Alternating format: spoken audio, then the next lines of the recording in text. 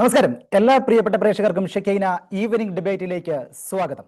സംസ്ഥാന പോലീസ് സേന ക്രിയാത്മകമായ പ്രവർത്തനങ്ങളിലൂടെ ലോക നിലവാരത്തിലേക്ക് ഉയർന്നു എന്ന് അഹങ്കരിക്കുമ്പോഴും ഒന്നാം നമ്പർ സംസ്ഥാനം എന്ന് പാടി പുകഴ്ത്തുമ്പോഴും പോലീസിന്റെ പരാതി പരിഹാര സെല്ലിൽ 2012 മുതൽ പോലീസ് ഉദ്യോഗസ്ഥർക്കെതിരെ ലഭിച്ച കേസുകളുടെ എണ്ണം 5218. ഈ കാലയളവിൽ ഏറ്റവും കൂടുതൽ പരാതി ലഭിച്ചത് 2017. പത്തനംതിട്ട, ആലപ്പുഴ, തൊടുപുഴ, കൊല്ലം, കൊടുങ്ങല്ലൂർ, കോഴിക്കോട് എന്ന് വേണ്ട കാസർഗോഡ് മുതൽ തിരുവനന്തപുരം വരെ പോലീസിന്റെ നരനായാട്ടാണ്. പാവം പിടിച്ച കുന്നംകുളം യൂത്ത് കോൺഗ്രസ് നേതാവിനെ മർദ്ദിച്ച ദൃശ്യങ്ങൾ പുറത്തു വന്നപ്പോഴാണ് മലവെള്ളപ്പാച്ചിൽ കണക്കെ പോലീസിനെതിരെയുള്ള പരാതികളുടെ പ്രളയം. വകുപ്പ് തല റിപ്പോർട്ട്, പരാതി പരിഹാര അതോറിറ്റി നിർദ്ദേശങ്ങൾ എന്ന് വേണ്ട സകല പരിപാടികൾ നടന്നാലും ഇല്ല, പരിഹാരം മാത്രം. പാവപ്പെട്ടവരുടെ മണ്ടയടിച്ച് പൊളിക്കാനാണോ ഈ പോലീസ് സേന? സംസ്ഥാനത്ത് നടക്കുന്ന പ്രതിഷേധങ്ങൾ ഫലം ചെയ്യുമോ? പോലീസിൽ ക്രിയാത്മകമായ മാറ്റം ഉണ്ടാകുമോ? മുഖ്യമന്ത്രിക്ക് ആഭ്യന്തര വകുപ്പിന്റെ നിയന്ത്രണം നഷ്ടപ്പെട്ടോ? പോലീസിൽ ജനങ്ങൾക്കുള്ള വിശ്വാസം നഷ്ടപ്പെട്ടോ? ഗുണ്ടകളായ പോലീസുകാർക്ക് സംരക്ഷണം നൽകുന്നത് ആര്? ഈ കാര്യങ്ങളാണ് ഇന്ന് ഈവനിംഗ് ഡിബേറ്റിൽ ചർച്ച ചെയ്യുന്നത്. ഇന്ന് ചർച്ചയിൽ എന്നോടൊപ്പം youth Congress state secretary advocate Sushil Gopal, സാമൂഹ്യ നിരീക്ഷകനായ അഡ്വക്കേറ്റ് ഡാൽബി ഇമാനുവേൽ, പോലീസ് മാത്രമല്ല വനം വകുപ്പിലുമുണ്ട് ഗുണ്ടകൾ എന്ന പരാതിക്കാരനായ മലപ്പുറംകാരനായ ബൈജു ആൻഡ്രൂസ് അല്പസമയത്തിനകം നമ്മളോടൊപ്പം ചേരും. ശ്രീ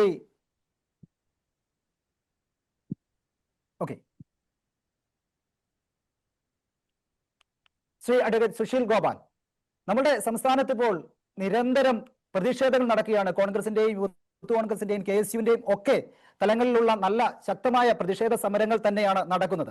ഈ പ്രതിഷേധ സമരങ്ങൾ ഒക്കെ ഉണ്ടായിട്ടും പോലീസിന്റെ കണ്ണു തുറക്കുമോ, അല്ലെങ്കിൽ പോലീസ് സേനയിൽ ഒരു ക്രിയാത്മകമായ മാറ്റം കൊണ്ടുവരാൻ കഴിയുമെന്ന് നിങ്ങൾ വിശ്വസിക്കുന്നുണ്ടോ?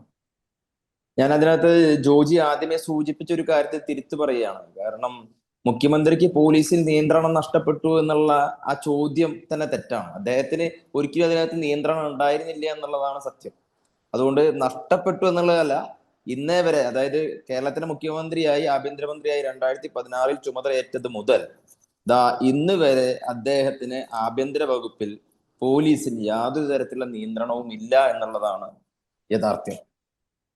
കേരളത്തിന്റെ പോലീസ് സേനയുടെ പ്രവർത്തനങ്ങളുമായി ബന്ധപ്പെട്ട്, ആഭ്യന്തര വകുപ്പിന്റെ പ്രവർത്തനങ്ങളുമായി ബന്ധപ്പെട്ട് അതിൽ ഏറ്റവും കൂടുതൽ നിയന്ത്രണം വരുത്തേണ്ടതും അല്ലെങ്കിൽ അതിൽ സ്വാധീനം ചെലുത്തേണ്ടതും ആഭ്യന്തരമന്ത്രിയാണ്, അല്ലെങ്കിൽ പൊളിറ്റിക്കൽ ലീഡർഷിപ്പാണ്. ആ പൊളിറ്റിക്കൽ ലീഡർഷിപ്പ് ഒരിക്കൽ പോലും പോലീസിന്റെ കാര്യങ്ങളെ നിയന്ത്രിക്കാൻ കഴിഞ്ഞിട്ടില്ല എന്നതിന്റെ തെളിവുകളാണ് ഈ സുജിത്തുമായി ബന്ധപ്പെട്ട വിഷയം. ചൊവ്വന്നൂരിലെ യൂത്ത് കോൺഗ്രസിന്റെ മണ്ഡലം പ്രസിഡന്റ് സുജിത്തുമായി ബന്ധപ്പെട്ട 2023 ഏപ്രിൽ മാസം 4 ഉണ്ടായ വിഷയവുമായി ബന്ധപ്പെട്ട് 2 വർഷത്തിന് ശേഷം വലിയ രീതിയിലുള്ള നിയമ പോരാട്ടത്തിലൂടെ CCTV ദൃശ്യങ്ങൾ ലഭിച്ചപ്പോൾ നമ്മൾ തിരിച്ചറിഞ്ഞത്.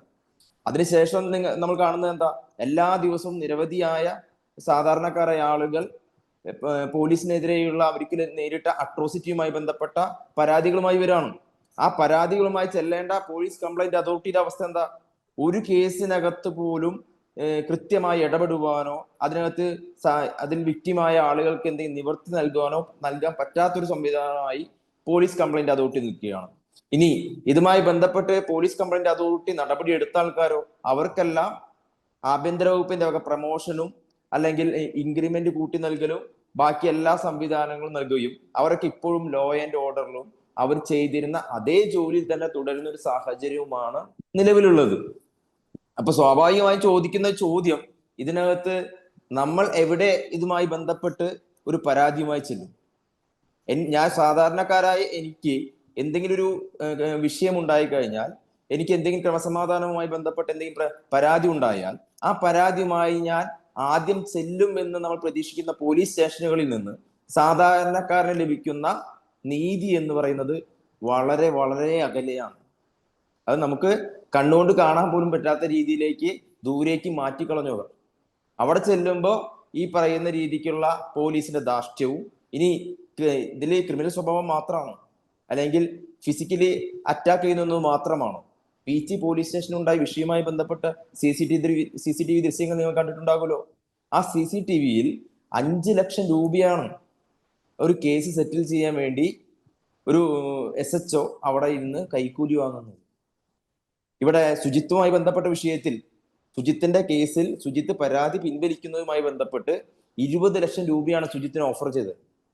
ഇന്ന് ഞാനിവിടെ വന്നിരിക്കുന്നത് കുന്നംകുളത്ത് ശുചിത്വവുമായി ബന്ധപ്പെട്ട് നമ്മൾ നൽകിയിരുന്ന പ്രൈവറ്റ് അന്യായത്തിൽ അന്ന് അതിനകത്ത് പോലീസ് ഡ്രൈവറെ കക്ഷി ചേർത്തിരുന്നില്ല, പ്രതിയാക്കി നമ്മൾ നൽകിയിരുന്നില്ല. അദ്ദേഹത്തെ കൂടി പ്രതി ചേർക്കുന്നതിന് വേണ്ടിയുള്ള പ്രൈവറ്റ് കംപ്ലൈന്റ് അവിടെ കുന്നംകുളത്ത് മൂവ് ചെയ്തിരിക്കുകയാണ്. അപ്പോൾ പുതുതായി പുറത്തു വന്ന ദൃശ്യങ്ങളുടെ അടിസ്ഥാനത്തിൽ അതിനകത്ത് സുജിത്ത് തന്നെ പറയുന്നുണ്ട്, സുജിത്തിന് ആദ്യത്തെ അടി കിട്ടിയപ്പോൾ തന്നെ അദ്ദേഹത്തിന്റെ ആ ഒരു കാര്യങ്ങളെ വിലയിരുത്താനുള്ള കഴിവ് നഷ്ടപ്പെട്ടിരുന്നു.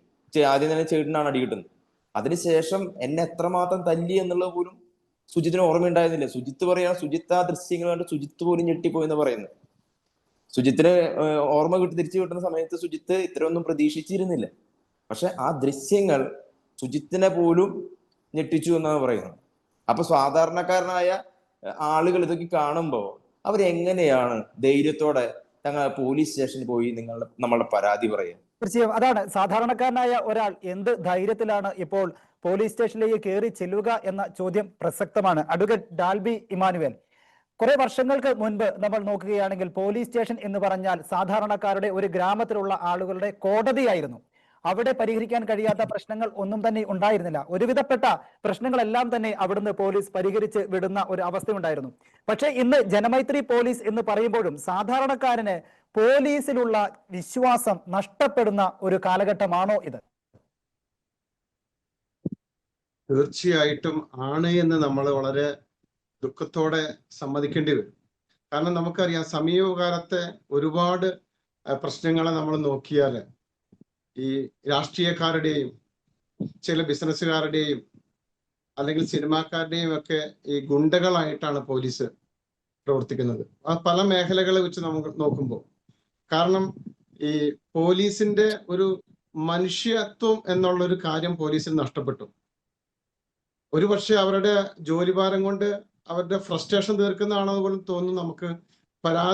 പരാതിയുമായിട്ട് ചെല്ലുന്നവരെ പോലും അവർ ആക്ഷേപിക്കുന്ന രീതിയിലും അല്ലെങ്കിൽ ഭീഷണിപ്പെടുത്തുന്ന രീതിയിലും അവരുടെ സംസാരവും, നിങ്ങൾ എന്തിനാണ് ഈ പരാതിയായിട്ട് വന്നേ, അതായത് ഒരു പരാതിക്കാരന് കടന്നു ചെല്ലാൻ പറ്റാത്തൊരവസ്ഥ പോലീസ് സ്റ്റേഷനിൽ ഉണ്ട് എന്നുള്ളത് നമുക്ക് സത്യമാണ്.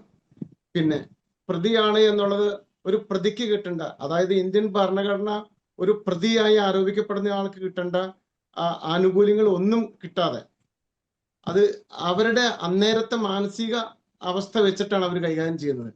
നമ്മള് ഈ രണ്ട് ദൃശ്യങ്ങൾ, അതായത് കുന്നംകുളത്തെയും പീച്ചേരിയും ദൃശ്യങ്ങൾ മാത്രമേ നമ്മൾ കണ്ടിട്ടുള്ളൂ. കാണാത്ത ഇതിലും ക്രൂരമായ മർദ്ദനങ്ങൾ എന്തോരം ഉണ്ടാവും, എന്തോരം ഉണ്ട്. അപ്പൊ ഇതിനെയെല്ലാം മോണിറ്റർ ചെയ്യാനോ അല്ലെങ്കിൽ ഇതിനെയെല്ലാം നിയന്ത്രിക്കാനോ അല്ലെങ്കിൽ ഇതെല്ലാം ഇവരെ ഒരു പോലീസുകാർക്ക് ട്രെയിനിങ് കൊടുക്കുമ്പോൾ ഇവർക്കൊരു പരിവർത്തനം തന്നെ, ഒരു ദീർഘകാല അടിസ്ഥാനത്തിൽ ഇവർക്കൊരു പരിവർത്തനം നടത്തേണ്ട രീതിയിൽ ട്രാൻസ്ഫോർമേഷൻ ആവശ്യമുണ്ട് ഇതിനകത്ത്. കാരണം പോലീസ് ശരിക്കും ഒരു വളരെ ധാർഷ്ട്യത്തോടെയും ധിക്കാരത്തോടെയും അഹങ്കാരത്തോടെയും പെരുമാറുന്ന ഒരു രീതി കണ്ടുവരുന്നുണ്ട്. അതുപോലെ തന്നെ നമുക്ക് രാഷ്ട്രീയ പോലീസിന്റെ സംഘർഷങ്ങൾ നമുക്ക് നോക്കാം. എനിക്ക് തോന്നുന്ന ഒരു 10 വർഷം അല്ലെങ്കിൽ ഒരു 10 വർഷമൊക്കെ ആയിട്ടുണ്ടാവുള്ളൂ സമരങ്ങളെ പോലീസ് അടിച്ചമർത്തുന്ന രീതി. ഇത്ര ക്രൂരമായിട്ട് എങ്ങനെ ഒരു മനുഷ്യനെ അടിക്കാൻ പറ്റും നമുക്ക് ഈ ദൃശ്യമാധ്യമങ്ങളിലൂടെ നമുക്ക് കാണാൻ പറ്റും. അതായത് സമരങ്ങൾ നടത്തുന്ന ഒരു പ്രതിഷേധത്തിന്റെ ഒരു മാർഗമാണ് സമരങ്ങൾ. ആ സമരങ്ങളെ അടിച്ചമർത്താൻ വേണ്ടി അവർ ഉപയോഗിക്കുന്ന രീതി, എത്ര ഒരാളെ വളഞ്ഞിട്ടങ്ങ് അടിച്ച് അവനെന്താ കൊല്ലണം എന്നുള്ളൊരു മോഹഭാവം പോലും ഒരു പോലീസുകാരുടെ മുഖത്ത് നമുക്ക് കാണാം. പലപ്പോഴും മുഖ്യമന്ത്രി അതിനെ വിശേഷിപ്പിച്ചിരിക്കുന്നത് രക്ഷാപ്രവർത്തനം എന്നാണ് എന്നുകൂടി നമ്മൾ ഓർക്കേണ്ടതാണ് ഈ സമയത്ത്. എങ്ങനെ അങ്ങനെ ഒരു മുഖ്യമന്ത്രിക്ക് പറയാൻ പറ്റും, ഞാൻ അത്ഭുതപ്പെടുന്നു. കാരണം അവരാണ് ശരിക്കും ഭരിക്കുന്ന പാർട്ടിയായിരുന്നു സമരങ്ങളുടെ ഒരു എന്താ പറയാ ഒരു ശൃംഖല തന്നെ സംഘടിപ്പിക്കുന്നത്. അവരാണ് പ്രതിപക്ഷത്തെങ്കിൽ 100 കണക്കിന് സമരങ്ങൾ ഉണ്ടായാണ്. പക്ഷെ ആ സമയത്ത് പോലീസുകാരെ നിർനിമേഷരായി നോക്കിയൊക്കെ നമുക്ക് കാണാം. പക്ഷെ ഇപ്പൊ പോലീസ് അങ്ങനെയല്ല. ഒരു സമരം വരുമ്പോഴത്തേക്കും അതിന് എന്താ പറയാ ഒരു മുൻവിധിയോടുകൂടി വന്നാണ് അടിച്ചൊതുക്കുന്ന ഒരു രീതി. കാരണം പ്രതിഷേധിക്കാനുള്ള അവസരം എല്ലാവർക്കും കൊടുക്കണം, അതൊരു ഭംഗിയായ രീതിയിൽ പ്രതിഷേധിക്കാനുള്ള സൗകര്യങ്ങൾ ഒരുക്കി കൊടുക്കണം, മറ്റുള്ള പൊതുജനങ്ങൾക്ക് ഒരു തടസ്സമില്ലാത്ത രീതിയിൽ പ്രതിഷേധ അവസരങ്ങൾ ഉണ്ടാക്കി കൊടുക്കുന്ന ഒരു തർക്കവുമില്ല. കാരണം പ്രതിഷേധങ്ങൾ വേണം, വിമർശനങ്ങൾ വേണം. പക്ഷെ അതിനെ അടിച്ചമർത്തുന്ന രീതി അത് ഒരു മൃഗീയമാണ്. അത് നമുക്ക് ഒരിക്കലും എപ്പോഴും പ്രതിഷേധിക്കേണ്ടത് തന്നെയാണ്. പിന്നെ നമ്മൾ കുന്നംകുളത്തെ വിഷയം വെച്ച് പറയുകയാണെങ്കിൽ എങ്ങനെ അങ്ങനെ അടിക്കാൻ പറ്റുന്നു ഞാൻ അത്ഭുതപ്പെട്ടു ആ വീഡിയോ കണ്ടപ്പോൾ. ഒരു 3-4 പേരുകൂടി എങ്ങനെ അങ്ങനെ സാധിക്കുന്നു എന്നുള്ളത്. കാരണം ഇവർക്കും കുടുംബമല്ലേ ഈ പോലീസുകാർക്കും. അവരെ ശരിക്കും ആ കുറ്റക്കാരായ പോലീസുകാരെ പിരിച്ചുവിടണം എന്നുള്ളതിന് ഒരു സംശയവുമില്ല. അങ്ങനെ ഒരു കഠിനമായ നടപടികൾ പോലീസുകാർക്കെതിരെ എടുത്താൽ മാത്രമാണ് ഇനിയുള്ള പോലീസുകാർക്കും അതൊരു ഇങ്ങനെ ഒരു സംഭവിച്ചാൽ എൻ്റെ ഭാഗത്തൊരു വീഴ്ചയുണ്ട്, ഇങ്ങനെ എനിക്കെതിരെ ഒരു നടപടി ഉണ്ടാകുമെന്നുള്ള ചിന്ത ഉണ്ടാവുകയുള്ളൂ. ഞാൻ ഇതില് പോലീസുകാരെ അടച്ചാക്ഷേപിക്കുന്നില്ല, നല്ല പോലീസുകാരുണ്ടാവാം. പക്ഷെ ഇതിനെയൊക്കെ നമ്മൾക്ക് ഇതിൽ കതിരിൽ വളം വെക്കുക എന്ന് പറയുന്ന പോലെ നമ്മളൊരു ചാനൽ ചർച്ചകളിലോ അല്ല അങ്ങനെ ഒരു പണിഷ്മെന്റിലൂടെ മാറ്റാവുന്ന കാര്യമല്ല ഇത്. കാരണം ഇത് അവർക്ക് ട്രെയിനിങ് കൊടുക്കും പോലും. നമ്മൾ ജനമൈത്രി പോലീസ് സ്റ്റേഷൻ എന്നുള്ളത് നമ്മൾ വലിയൊരു ബോർഡിൽ എഴുതി വെച്ചുകൊണ്ട് കാര്യമില്ല. ജനമൈത്രി ആവണമെങ്കിൽ അത് സൗഹാർദ്ദപരമായിട്ട് തന്നെ പെരുമാറാനുള്ള ഒരു പരിശീലനം അവർക്ക് കിട്ടണം. പക്ഷെ അത് എനിക്ക് കിട്ടുന്നുണ്ട് എന്ന് എനിക്ക് തോന്നുന്നില്ല. കാരണം കാലക്രമം നമ്മൾ പിന്തുടർന്ന് വരുന്ന അവരുടെ പരിശീലന രീതി അവർ കഠിനമായിട്ട് അവരെ എന്താ ഒരു തരത്തിലുള്ള റാഗിങ് മോഡലിലാണ് അവർ ട്രെയിനിങ് നടത്തി വരുന്നതെന്ന് ഞാൻ മനസ്സിലാക്കുന്നത്. അതുപോലെ എപ്പോഴും മേലുദ്യോഗസ്ഥര് കീഴുദ്യോഗസ്ഥരുടെ അടുത്തേക്ക് അവരുടെ ഫ്രസ്ട്രേഷൻ തീർക്കുന്നു, ആ കീഴുദ്യോഗസ്ഥര് സാധാരണക്കാരിലേക്ക് അവരുടെ ഫ്രസ്ട്രേഷൻ തീർക്കുന്നു. അതായത് പൊതുജനങ്ങൾ അവിടെ വാദിയായിട്ടും പ്രതിയായിട്ടും വരുമ്പോൾ അവരുടെ ഫ്രസ്ട്രേഷൻ തീർക്കാനുള്ള ഒരു ഉപകരണമായിട്ട് മാറുകയാണെന്നുള്ളതാണ് യാഥാർത്ഥ്യം. ഇതിനെ തടയാൻ ഫലപ്രദമായ ഒരു നടപടിയും ഇല്ല. അതായത് പോലീസുകാർക്ക് ഉണ്ടാവുന്ന നിരവധി ഫ്രസ്ട്രേഷൻ തീർക്കാൻ വേണ്ടി പൊതുജനങ്ങൾ ഇരയായി മാറുക എന്നൊരു പോയിന്റാണ് ഇപ്പോൾ പറഞ്ഞത്. ശ്രീ സുശീൽ ഗോപാൽ, പ്രതിപക്ഷം എന്ന് പറയുന്നത് എല്ലാ കാര്യങ്ങളിലും പ്രതികരിച്ചില്ലെങ്കിലും ആവശ്യമായ കാര്യങ്ങളിലെല്ലാം പ്രതികരിക്കുകയും പ്രതിഷേധിക്കുകയും ഒക്കെ വേണം. എന്നാൽ പോലും ഇത്രയും പ്രതിഷേധങ്ങൾ ഉണ്ടായിട്ടും ഇത്രയും വലിയ പ്രശ്നങ്ങൾ സംസ്ഥാനത്തുടനീളം നടന്നിട്ടും ആഭ്യന്തര വകുപ്പ് ഒന്നും തന്നെ പറയുന്നില്ല, മിണ്ടാതിരിക്കുകയാണ്. പ്രതിഷേധം അവർ നടത്തിക്കൊള്ളട്ടെ, അല്ലെങ്കിൽ അവർ ചെയ്താൽ ഇത്രയൊക്കെ തന്നെ ഉണ്ടാവുകയുള്ളൂ, നമുക്ക് നമ്മുടെ കാര്യം നോക്കാം എന്നൊരു മട്ടാണോ ആഭ്യന്തര വകുപ്പ് സ്വീകരിക്കുന്നത്? നിങ്ങളുടെ പ്രതിഷേധമൊന്നും എവിടെയും വില കൊള്ളുന്നില്ലേ? അല്ല, പ്രതിഷേധം വില കൊള്ളുന്നുണ്ട് എന്നതിന്റെ ഏറ്റവും വലിയ തെളിവാണല്ലോ ഈ വിഷയമുണ്ടായി ആദ്യത്തെ 3 ദിവസവും പ്രതികരിക്കാതിരുന്ന സർക്കാരിന് ഈ 4 ഉദ്യോഗസ്ഥരും ഇമ്മീഡിയറ്റ് ആയിട്ട് സസ്പെൻഡ് ചെയ്യേണ്ടി വന്നത് പ്രതിപക്ഷത്തിന്റെ സമരത്തിന്റെ ഗുണം കൊണ്ടാണ്. പിന്നെ സർക്കാർ പ്രതികരിക്കുന്നില്ല എന്നതിന്റെ പ്രധാനപ്പെട്ട കാരണം സർക്കാർ ഈ പറയുന്ന ക്രിമിനലുകൾക്കൊപ്പമാണ്. അക്കാര്യത്തിൽ യാതൊരു തർക്കവും. പോലീസിലെ ക്രിമിനൽ വൽക്കരണം നടത്തിയ ആളുകളായി ശിവരഞ്ജിത്തിനെ പോലെ നസീറിനെ പോലുള്ള ആൾക്കാര് കോപ്പി അടിച്ചും മറ്റും റാങ്ക് ലിസ്റ്റ് പേര് കയറി വന്ന കുറെ പോലീസുകാര് ഇന്ന് കേരളത്തിലെ പോലീസ് സേനയിലുണ്ട്. അപ്പൊ അവർ കൃത്യമായി ഈ പറയുന്ന സർക്കാർ സംവിധാനങ്ങൾ, ആഭ്യന്തര വകുപ്പ് അല്ലെങ്കിൽ മുഖ്യമന്ത്രിയുടെ പൊളിറ്റിക്കൽ സെക്രട്ടറി ഒക്കെ പറയുന്ന രീതിക്ക് ആക്ട് ചെയ്യാനും അവർക്ക് വേണ്ടി പണിയെടുക്കാനാണ് ഉദ്ദേശിക്കുന്നത്. അതുകൊണ്ടാണല്ലോ നേരത്തെ ജിയോ പറഞ്ഞതുപോലെ രക്ഷാപ്രവർത്തനം നടത്തി എന്ന് പറഞ്ഞു യൂത്ത് കോൺഗ്രസ് പ്രവർത്തകര് മുഖ്യമന്ത്രിയുടെ നവകേരള സദസ്സുമായി ബന്ധപ്പെട്ട് കരിങ്കൊടി കാണിച്ചപ്പോ ആ കരിങ്കൊടി കാണിച്ച യൂത്ത് കോൺഗ്രസ് നേതാക്കന്മാരെ മുഖ്യമന്ത്രിയുടെ ഗൺമാൻ അടക്കമുള്ള ആളുകൾ മുഖ്യമന്ത്രി പോയതിനു ശേഷം വണ്ടി നിർത്തി തല തല്ലി പൊളിക്കുമ്പോ അതിനെ രക്ഷാപ്രവർത്തനം എന്ന് ന്യായീകരിക്കാൻ കേരളത്തിന്റെ ആഭ്യന്തര വകുപ്പ് മന്ത്രിക്ക് സാധിക്കുന്നു എന്നുള്ളിടത്താണ് നമ്മൾ മനസ്സിലാക്കേണ്ടത്. കേരളത്തിൽ ഇന്ന് ആഭ്യന്തരം ഭരിക്കുന്നത് മുഖ്യമന്ത്രിയാണോ അതോ മറ്റാരെങ്കിലും ആണോ എന്നുള്ള ചോദ്യം ഒരു വർഷം നിൽക്കുമ്പോൾ തന്നെ നമ്മൾ മനസ്സിലാക്കണം, കേരളത്തിലെ മുഖ്യമന്ത്രി ഈ ക്രിമിനൽ വൽക്കരണത്തിനെ 100% സപ്പോർട്ട് ചെയ്താണ് നിൽക്കുന്നത്. അവരുടെ ഭരണ കാലഘട്ടത്തിൽ അല്ലെങ്കിൽ അവർ പ്രതിപക്ഷത്തിരുന്ന കാലഘട്ടത്തിൽ അവർ നടത്തിയ സമര ആഭാസങ്ങൾ, എത്രമാത്രം സമരങ്ങളും എത്രമാത്രം പൊതുമുതൽ നശിപ്പിച്ച സമരങ്ങളാണ് അവർ നടത്തിയിരുന്നത്. ആ സമരങ്ങൾ നടത്തിയിരുന്ന സമയത്ത് പോലും ഈ പറയുന്ന പോലീസ് സംയമനം പാലിക്കാൻ ശ്രമിച്ചിരുന്നു. 2016 മുതൽ കേരളത്തിലെ മുഖ്യമന്ത്രി പിണറായി വിജയൻ ആയതിനു ശേഷം 100-ലധികം പോലീസുകാരെയാണ് ക്രിമിനൽ കുറ്റകൃത്യത്തിന്റെ പേരിൽ പോലീസിൽ നിന്നും പിരിച്ചുവിടേണ്ടി വന്നത്. അപ്പൊ അത്രമാത്രം ക്രിമിനൽ വൽക്കരണം നടന്നുകൊണ്ടിരിക്കുകയാണ്.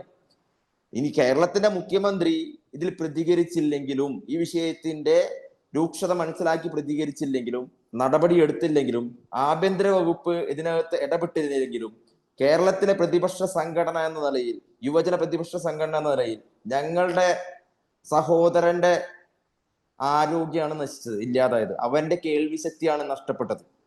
അവനാണ് ക്രൂരമർദ്ദനമേറ്റത്. അതിന് കേരളത്തിന്റെ പോലീസിനെ കൊണ്ട് മറുപടി പറയിപ്പിക്കാതെ, അതിന് കൃത്യമായ നടപടി എടുപ്പിക്കാതെ, അവരെ പിരിച്ച് വിടിയിക്കാതെ ഞങ്ങൾ ഞങ്ങളുടെ സമരം തെരുവുകളിൽ നിർത്തില്ല. തെരുവുകളിൽ തന്നെ ഉണ്ടാകും യൂത്ത് കോൺഗ്രസ്. ആ കാര്യത്തിൽ യാതൊരു സംശയമില്ല. നാളെ കേരളത്തെ എല്ലാ പോലീസ് സ്റ്റേഷനുകളിലേക്കും ഇന്ത്യൻ നാഷണൽ കോൺഗ്രസ് മാർച്ച് നടത്തുകയാണ്. ഇത് നമ്മൾ ഒരിക്കലും പ്രതിഷേധങ്ങൾ തന്നെയാണ് സംസ്ഥാനത്തിന്റെ പല ഭാഗത്തും ഉള്ളത്. ക്രിയാത്മകമായ മാറ്റങ്ങൾ പോലീസിൽ ഉണ്ടാകും എന്ന് തന്നെ പ്രതീക്ഷിക്കാം. അങ്ങനെയാണെങ്കിൽ അഡ്വക്കേറ്റ് ഡാൽബി ഇമാനുവേൽ, അങ്ങയുടെ നിരീക്ഷണത്തിൽ പോലീസിൽ ഇനി വരേണ്ട ക്രിയാത്മകമായ മാറ്റങ്ങൾ എവിടെയും തുടങ്ങണം, എന്തെല്ലാം ആയിരിക്കണം? അതിന്റെ ആഭ്യന്തര വകുപ്പ് മുതൽ ഇങ്ങ് താഴെ CPO വരെയുള്ള ആളുകളിൽ മാറ്റം പ്രകടമാകേണ്ടതില്ലേ? തീർച്ചയായിട്ടും. കാരണം പോലീസ് മാനുവൽ തന്നെ പരിഷ്കരിക്കണം എന്നാണ് എൻ്റെ ഒരു അഭിപ്രായം. കാരണം എന്താ വെച്ചിട്ടുണ്ടെങ്കിൽ ഒന്നാമതായിട്ട് പറയുകയാണെങ്കിൽ പോലീസുകാർക്കും ഉണ്ട് സംഘടന. ഈ പോലീസിന്റെ സംഘടന ഓരോ രാഷ്ട്രീയ പാർട്ടിയും, അതായത് ഭരിക്കുന്ന പാർട്ടിയുടെ കാലഘട്ടത്തിൽ അവർ ശക്തരായിരിക്കും. അപ്പൊ ആ ഒരു പോലീസുകാരെ കുറ്റം ചെയ്ത് അവരെ സംരക്ഷിക്കാൻ അവരുടെ യൂണിയൻ അല്ലെങ്കിൽ അവരുടെ അസോസിയേഷൻ ഉണ്ട്. അപ്പൊ ഈ പോലീസ് നിഷ്പക്ഷമായിട്ട് പ്രവർത്തിക്കേണ്ടവർ ഒരിക്കലും ഒരു സംഘടനയുടെ, ഒരു രാഷ്ട്രീയ സംഘടനയുടെ പിൻബലത്തിൽ അവർ പ്രവർത്തിക്കാൻ പാടില്ല, ഒന്നാമതായിട്ട്. രണ്ടാമതായിട്ട് ഇവർക്ക് കൊടുക്കേണ്ട, സത്യത്തിൽ പറഞ്ഞു കഴിഞ്ഞാൽ പോലീസിന്റെ ജോലിഭാരം കൂടുതൽ തന്നെയാണ്. അത് നമുക്ക് നിഷേധിക്കാൻ പറ്റില്ല. കാരണം ഒരു അഭിഭാഷകൻ എന്ന നിലയിൽ പല പ്രാവശ്യം പല പോലീസുകാരായിട്ട് ഇന്ററാക്ട് ചെയ്തപ്പോൾ എനിക്ക് മനസ്സിലായിട്ടുള്ള ഒരു കാര്യം, അവരുടെ 24 മണിക്കൂർ ഡ്യൂട്ടിയാണ്. അവർക്ക് അവരുടെ ഒരു സ്വകാര്യമായ കാര്യങ്ങൾക്ക് പോലും സമയം തികയാതെ വരുമ്പോൾ ഒരു എക്സ്ട്രാ അഡീഷണൽ ഒരു മുഖ്യമന്ത്രി വരുന്നു, അല്ലെങ്കിൽ മന്ത്രിമാർ വരുന്നു, അല്ലെങ്കിൽ പ്രധാനമന്ത്രി വരുന്നു, അവർക്ക് ഓവർ ടൈം ഡ്യൂട്ടികളും കാര്യങ്ങളും വരുമ്പോൾ അവരെ സംബന്ധിച്ച് ഒരു വലിയൊരു ഹെവി ബേർഡൻ ഉണ്ട് അവർക്ക്. അതുപോലെ തന്നെ ഒരു കേസിന്റെ അന്വേഷണവും അതുപോലെ വിചാരണയ്ക്ക് പങ്കെടുക്കലും, ഇത് രണ്ടും രണ്ടായിട്ട് പണ്ടേ പോലീസിന്റെ രണ്ട് വിഭാഗമായിട്ട് തിരിക്കേണ്ടതുണ്ട്.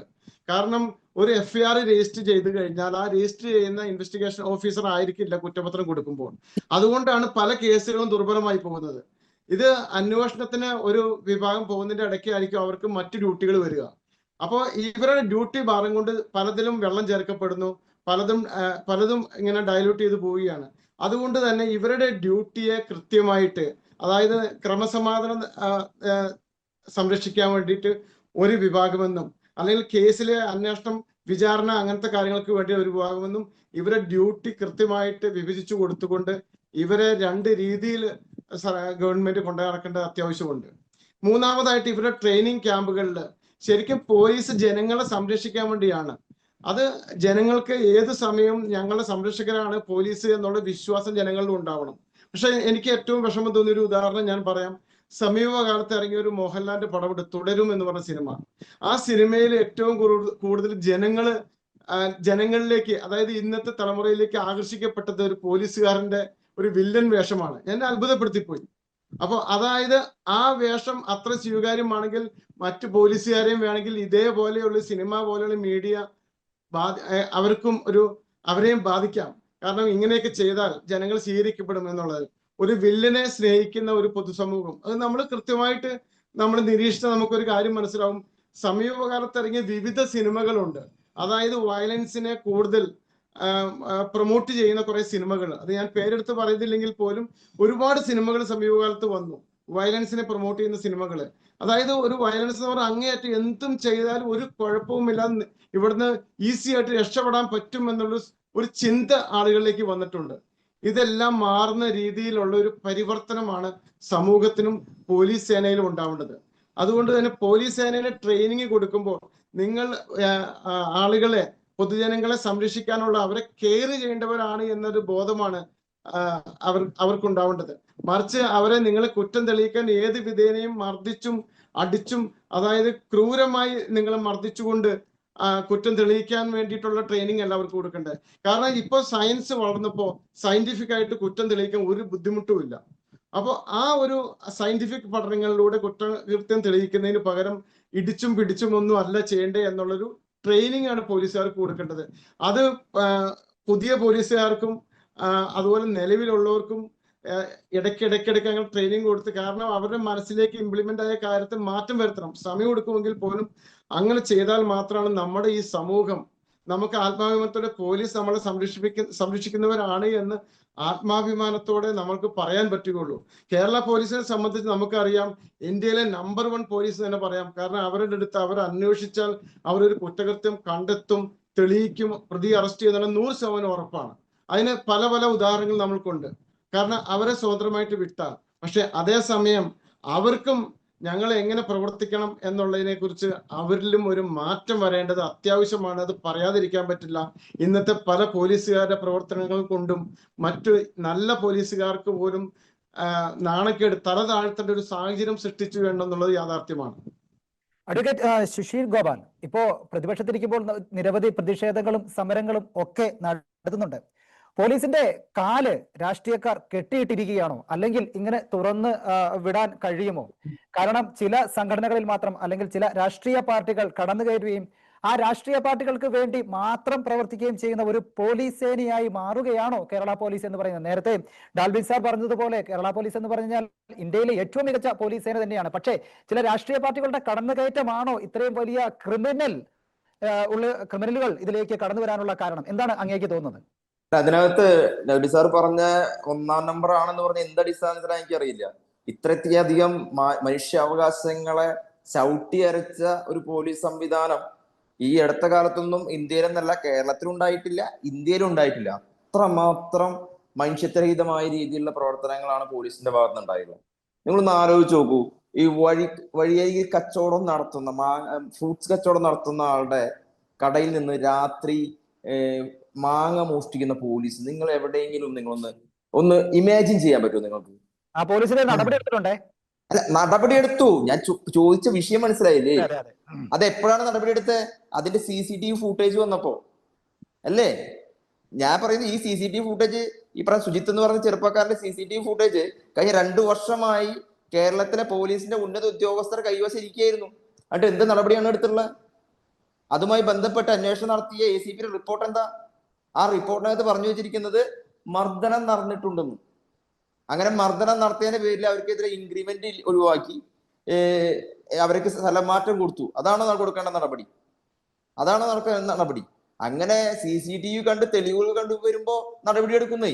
പക്ഷെ ഞാൻ പറയുന്നത് ഈ പോലീസ് ഉദ്യോഗസ്ഥർ മാനസികാവസ്ഥയാണ് പറയുന്നത്. അതുപോലെ തന്നെയല്ലേ ഈ സഹപ്രവർത്തകന്റെ അലമാരയിൽ നിന്നും മാല മോഷ്ടിച്ച വിഷയം ഉണ്ടായത്? അതും കേരള പോലീസ് തന്നെയല്ലേ? പരാതിയുമായി വന്ന സ്ത്രീയെ അവരോട് അമര്യാദയായി സംസാരിച്ചതും ഈ പോലീസ് തന്നെയാണ്. എത്ര നിരവധിയായ ഉദാഹരണങ്ങളാണ് കേരള പോലീസുമായി ബന്ധപ്പെട്ട് കഴിഞ്ഞ 9 വർഷത്തിനിടയ്ക്ക് കേരളത്തിനകത്ത് നമ്മൾ കണ്ടുള്ളത്. അപ്പൊ അതിനകത്ത് ഏതെങ്കിലും സംഘടന കടന്നു കയറി എന്നുള്ളത് പറഞ്ഞ് നമ്മൾ അതിനെ ലഘൂകരിക്കുക എന്നുള്ളതല്ല. അതായത് ഈ പോലീസ് ചെയ്യുന്ന ഇത്തരത്തിലുള്ള തോന്നിവാസങ്ങളെ നിയന്ത്രിക്കാൻ ഈ നാട്ടിൽ ഒരു സംവിധാനമില്ല, ഒരു ഭരണകൂടമില്ല എന്നുള്ളത് തന്നെയാണ് ഇതിന്റെ കാരണം. ഇത്തരത്തിൽ എക്സിക്യൂട്ടീവ്സ് എല്ലായ്പ്പോഴും അവരുടെ അധികാരങ്ങളെ കൂടുതലായി ഉപയോഗിക്കാൻ ശ്രമിച്ചുകൊണ്ടിരിക്കും. അത് ദുരുപയോഗം ചെയ്യും. ആ ദുരുപയോഗം ചെയ്യാൻ ശ്രമിക്കുന്ന സമയത്ത് അതിനെ നിയന്ത്രിക്കുന്നതിന് വേണ്ടിയാണ് ഈ പൊളിറ്റിക്കൽ ലീഡർഷിപ്പ് ഉണ്ടാകുന്നത്. ആ പൊളിറ്റിക്കൽ ലീഡർഷിപ്പിന് അത്തരം കാര്യങ്ങളിൽ ഇടപെടാൻ സാധിക്കുന്നില്ല, അല്ലെങ്കിൽ അവർക്ക് മറ്റൊരു അജണ്ട ഉണ്ടാകുന്നു എന്നതുകൊണ്ടാണ് ഇത്തരത്തിലുള്ള സംഭവങ്ങൾ കേരളത്തിൽ നിരവധിയായി സംഭവിച്ചുകൊണ്ടിരിക്കുന്നത്, തുടർന്നുകൊണ്ടിരിക്കുന്നത്.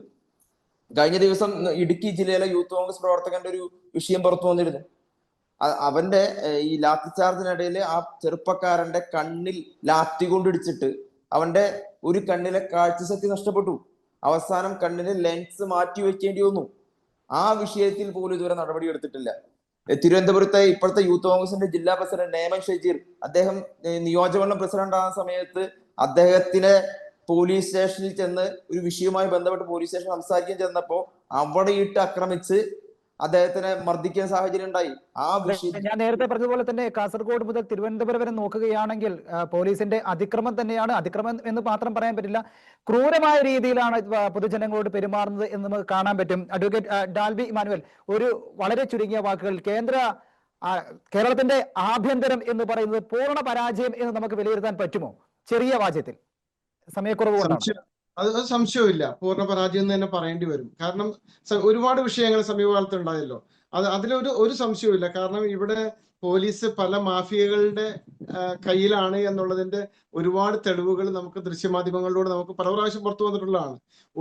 ഒരു തരത്തിലുള്ള ഒരു ഇമ്മീഡിയറ്റ് ആക്ഷൻ എടുത്തു എന്നുള്ളതൊന്നും നമുക്കൊരു ഉദാഹരണവും നമുക്ക് എടുത്തു വെക്കാനൊന്നുമില്ല. പക്ഷെ ഞാൻ പറഞ്ഞു, പക്ഷെ പോലീസിനെ ഇങ്ങനെ നമ്മളൊരു പ്രെജുഡൈസ് മുൻവിധിയോടുകൂടി കണ്ട് പോലീസിന്റെ ആത്മവീര്യം തകർക്കാനും പാടില്ല എന്നുള്ളൊരു അഭിപ്രായം കൂടി എനിക്കുണ്ട് ഇതിനകത്ത്. കാരണം ഇതെല്ലാം ഒരു 10% ഉണ്ടാവുകയുള്ളൂ. പക്ഷെ ഈ 10% 20% ഉള്ളവരെ അപ്പോൾ തന്നെ അവർക്കെതിരെ ഫലപ്രദമായ നടപടി എടുത്ത് പിരിച്ചുവിടലാണെങ്കിൽ പിരിച്ചുവിടുന്ന നടപടിയിലേക്ക് ഒരു ഗവൺമെന്റ് ആ ഒരു ആർജവും ഗവൺമെന്റ് കാണിച്ചാൽ ഈ കാര്യങ്ങൾക്കെല്ലാം പോലീസ് സേനയിൽ ശക്തമായ രീതിയിലുള്ള ഒരു ശുദ്ധീകരണത്തിന്റെ സമയമായി, അതിന് കാഹളം മുഴങ്ങേണ്ട സമയമായി എന്നുള്ളത് തന്നെയാണ് പാനലിസ്റ്റുകളുടെ വിലയിരുത്തൽ. ജനങ്ങളുടെ സ്വത്തിനും ജീവനും സംരക്ഷകരാകേണ്ട പോലീസ് സേന അവരെ ശിക്ഷിക്കുന്നവരായി മാറുന്ന ദാരുണമായ കെട്ടകാലത്താണ് നാം ഇന്ന്. സമരങ്ങളും പ്രതിഷേധങ്ങളും ശക്തമാകുമ്പോഴും പോലീസിലെ ക്രിമിനലുകളെ പരിശീലിപ്പിക്കാനോ സർക്കാർ ആഭ്യന്തര വകുപ്പും എന്ന ചോദ്യം മുന്നിട്ട് നിൽക്കുകയാണ്. പേടികൂടാതെ പോലീസ് സ്റ്റേഷനിൽ പോകാനും പരാതി നൽകാൻ കഴിയാനും ശാരീരിക മർദ്ദനം ഏൽക്കാതെ തിരിച്ചു പോരാൻ കഴിയുന്ന നല്ല കാലത്തിന് വേണ്ടി കാത്തിരിക്കാം. ക്രിയാത്മകമായ മാറ്റം അനിവാര്യമാണ് പോലീസ് സേനയിൽ. ഈവനിംഗ് ഡിബേറ്റ് അവസാനിക്കുന്നു. വളരെ നന്ദി പാനലിസ്റ്റുകൾക്കും പ്രിയപ്പെട്ട പ്രേക്ഷകർക്കും.